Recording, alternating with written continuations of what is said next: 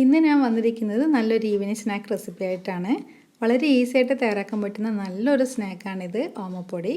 അപ്പോൾ എങ്ങനെയാണ് തയ്യാറാക്കുന്നതെന്ന് നമുക്കൊന്ന് കണ്ടു നോക്കാം.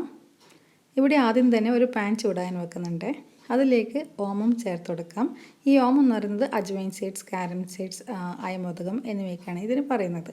അപ്പോൾ ഇതൊന്ന് റോസ്റ്റ് ചെയ്തെടുക്കണം. നന്നായിട്ട് ചൂടായി കഴിഞ്ഞാൽ നമുക്കിതിൻ്റെ തീ ഓഫ് ചെയ്ത് ഒരു മിക്സിയുടെ ജാറിലേക്ക് ഇട്ട് കൊടുക്കാം. ഇവിടെ ഇത്രയും ഓമം നമ്മൾക്ക് ആവശ്യമില്ല.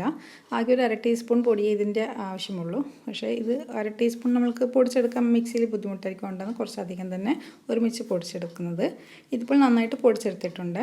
ഇനി നമുക്ക് ഈ പൊടി ഒരു എയർടൈറ്റ് കണ്ടെയ്നറിൽ സൂക്ഷിക്കാം. എന്നിട്ട് ഓയിൽ ഫ്രൈ ചെയ്യുന്ന ഐറ്റംസ്, അതായത് ഉള്ളിവട, മുളക് ബജി എന്നിവയൊക്കെ ഉണ്ടാക്കുന്ന സമയത്ത് ഈ പൊടി ഉപയോഗിക്കാവുന്നതാണ്.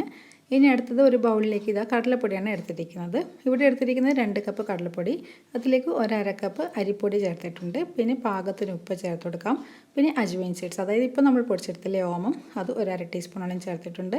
ഇനി 1/2 ടീസ്പൂൺ മഞ്ഞൾപ്പൊടി ചേർത്ത് കൊടുക്കാം. പിന്നെ ഇതിലേക്ക് ഒരു 1/4 ടീസ്പൂണോളം കായത്തിൻ്റെ പൊടി കൂടി ചേർത്ത് കൊടുക്കുന്നുണ്ട്.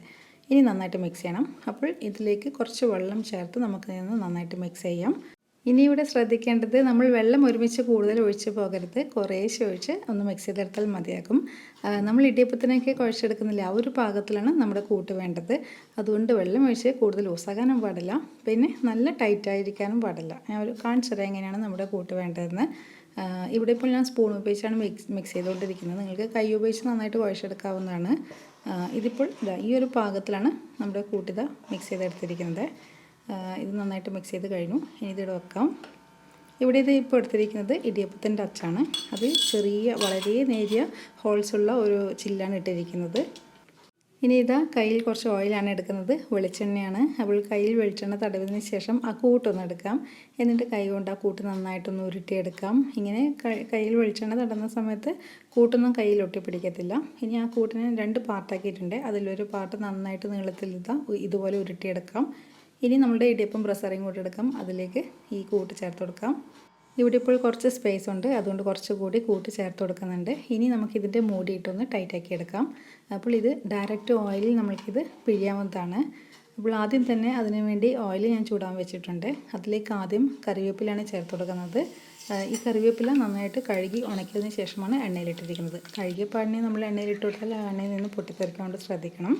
ഇതിപ്പോൾ കറിവേപ്പില റെഡി ആയിട്ട് ഇങ്ങോട്ട് എടുത്തു. അതിനുശേഷം നമ്മൾ തയ്യാറാക്കി വെച്ചിരിക്കുന്ന കൂട്ട് എണ്ണയിലേക്ക് പിഴിഞ്ഞു കൊടുത്തിട്ടുണ്ട്. ഇവിടെ ഇത് നമുക്ക് 1 റൗണ്ട് അല്ലെങ്കിൽ 2 റൗണ്ട് വട്ടത്തിൽ പിഴിയാവുന്നതാണ്. കൂടുതൽ റൗണ്ട് പിഴിഞ്ഞ് കഴിഞ്ഞാൽ നല്ല തിക്കായി പോവും. പിന്നെ ഇത് പെട്ടെന്ന് തന്നെ റെഡി ആയി കിട്ടും. 1 മിനിറ്റ് തന്നെ മതി ഇതായി കിട്ടാൻ വേണ്ടി. അപ്പോൾ ഇത് ഒരു സൈഡ് ആയതിനു ശേഷം മറു സൈഡ് കൂടി ആക്കിയെടുക്കാം. ഇവിടെ ഇത് റെഡി ആയിട്ടുണ്ട്. അങ്ങനെ എല്ലാ കൂട്ടും ഞാൻ പിഴിഞ്ഞ വട്ടത്തിൽ റെഡിയാക്കി വെച്ചിട്ടുണ്ട്.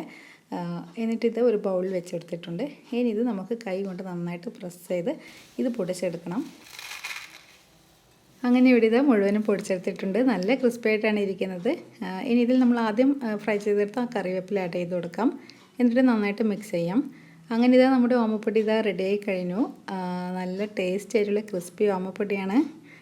ഉണ്ടാക്കുവാനും വളരെ ഈസിയാണ്. ഇത് നമുക്ക് വൈകുന്നേരം ചായയുടെ കൂടെ കഴിക്കാൻ നല്ലൊരു സ്നാക്കാണ്. അപ്പോൾ എത്ര കഴിച്ചാലും മതി വരില്ല. അപ്പോൾ എല്ലാവരും ഒന്ന് ട്രൈ ചെയ്ത് നോക്കുക. ഇത് കൂടുതലായിട്ട് ഉണ്ടാക്കിയിട്ടുണ്ടെങ്കിൽ നമുക്കൊരു എയർടൈറ്റ് കണ്ടെയ്നറിൽ സൂക്ഷിക്കാവുന്നതാണ്. അപ്പോൾ ഇനി പുതിയൊരു റെസിപ്പി ആയിട്ട് നമുക്ക് വീണ്ടും കാണാം. താങ്ക്